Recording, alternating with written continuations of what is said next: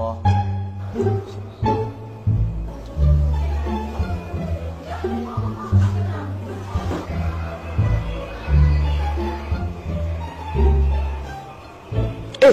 Nggak boleh itu, bid'ah, haram. Rasulullah tidak pernah mengajarkan itu.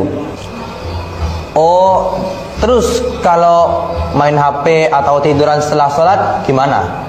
Ya boleh itu, kan sudah selesai sholatnya. Terus kalau salaman? Ya tidak boleh, itu bid'ah namanya. Ya dalilnya tetap satu itu, kullu bid'atin dolalah wa kullu dolalatin finnar. Ya, Betul. Oh, jadi kalau main HP atau tiduran setelah sholat gak haram. Kalau salaman setelah sholat haram, bid'ah. Kalian tuh pemikirannya kok aneh ya? Apalagi dalilnya cuma satu loh, gak ada lagi apa? Ya ayyuhalladzina amanu tubu ilallah, tubu ilallahi taubatan nasuha. Nabi kita sallallahu alaihi wasallam sering memulai khutbah beliau, ceramah beliau dengan yang disebut khutbatul hajah di Sahih Muslim. Innal hamdalillahi nahmaduhu wa nasta'inuhu wa nastaghfiruh wa na'udzu billahi min shururi anfusina. Yang panjang biasa kita baca. Lalu sebutkan amma ba'du fa inna asdaqal hadits kitabullah wa khairal hadi hadi Muhammadin sallallahu alaihi wasallam wa syarrul umuri muhdatsatuha wa kullu muhdatsatin bid'ah wa kullu bid'atin dhalalah wa kullu dhalalatin finnar. Untuk kita ketahui sering Nabi memakai muqaddimah ini sebelum beliau khutbah. Kalau sering dipakai sementara di dalamnya ada wa kullu bid'atin dhalalah dan setiap bid'ah itu sesat dan Nabi ulang-ulang, tidak mungkin kita pahami yang Nabi maksud bukan semuanya, hanya sebagian kecilnya saja. Oh, tidak maksud dia. Yang dimaksud dengan bid'ah sesuatu perkara dalam agama yang tidak ada dasarnya dari Nabi lalu dicoba diadakan, contohnya meskipun dipaksakan, oh ada dalilnya dari Nabi, tapi dia dipaksakan padahal tidak. Ini disebut dengan bid'ah dan dosanya berada setelah syirik. Syirik, bid'ah, kemudian dosa besar, dosa kecil setelahnya. Maka kalau hanya ditanya sebagian ulama ada sebagian kecil. Ada yang mengatakan demikian, tapi tidak benar pernyataan demikian. Karena sebagian mengatakan begini, wa ja'alna minal ma'i kulla syai'in hayy, penggalan ayat di surat Al-Anbiya, dan kami jadikan setiap yang hidup dari air. Setiap yang hidup bukan dari air semuanya, malaikat dari cahaya. Lalu dikatakan berarti dalil yang ada di hadis kullu bid'atin dhalalah, tidak semua bid'ah yang sesat, tapi ada bid'ah hasanah. Lalu muncullah di situ ada bid'ah hasanah, begini boleh dilakukan meskipun tak dilakukan oleh Nabi, boleh. Kalau begini kita cara beragama, maka rumah seperti tidak berpintu. Pintu saja lagi semuanya.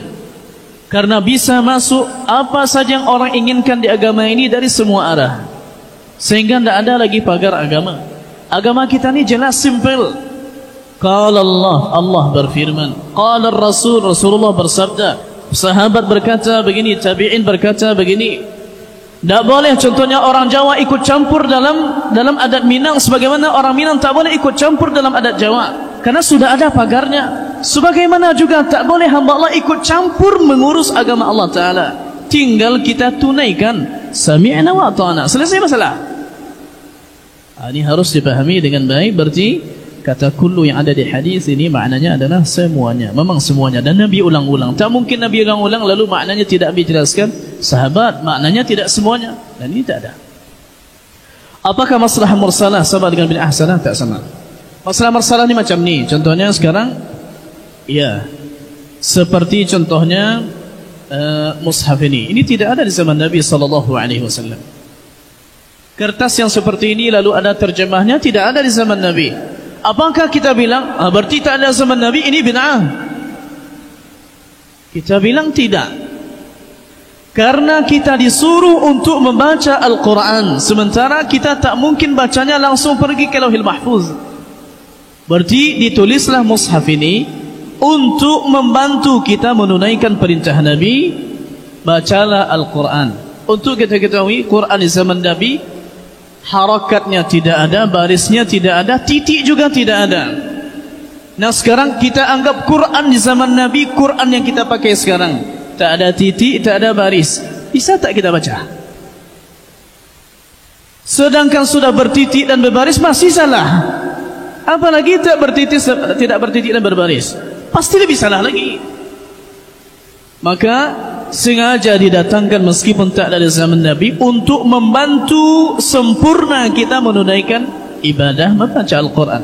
Perantara seperti ini disebut dengan maslahah mursalah. Contoh lain, kita ingin umrah, lalu dulu di zaman Nabi memakai onta. Apakah dari sini harus pakai onta? Kapan kita sampainya? Berapa kita butuh onta? Sampai di Malaysia lah mati untuk je. Berarti boleh kita memakai pesawat sebagai perantara. Andai nanti ada perantara yang lebih baik dari pesawat, kita tinggalkan pesawat, kita cari perantara yang lain.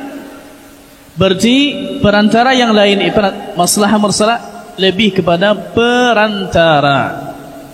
Kita contohnya mencatat kajian pakai pena contohnya. Oh sekarang tidak perlu dicatat begini, direkam saja, dia ada selamanya. Berarti ini disebut maslahah mursalah, yang dia bisa diganti kalau nanti ternyata ada yang lebih baik darinya.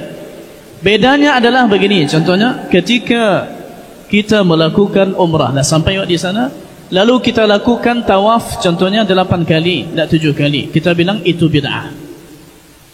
Karena melakukannya 8 kali bukan perantara. Perantara apa? Tak ada perantara.